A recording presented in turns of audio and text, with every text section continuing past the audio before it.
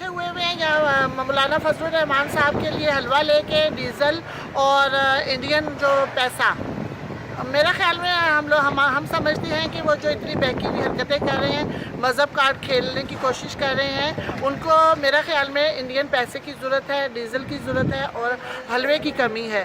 तो हम लोग ये सब चीज़ें यहाँ पे लेके आए हैं, बहनें हैं उनकी लेके आए हैं, तो उनको पेश करेंगे। बिरयानी भी है, तो उनसे ये रिक्वेस्ट है कि आप ये चीज़ें लें। आप और भी अगर कोई आपकी डिमांड है तो हमें बताएं, मगर आप जो मदरसे के कुरान की तालीम हासिल करने के लिए बच्चे निकलती हैं, माँ बाप पेरेंट्स भेजते हैं उनको तालीम हासिल करने के लिए, उनको गलत इस्तेमाल ना करें।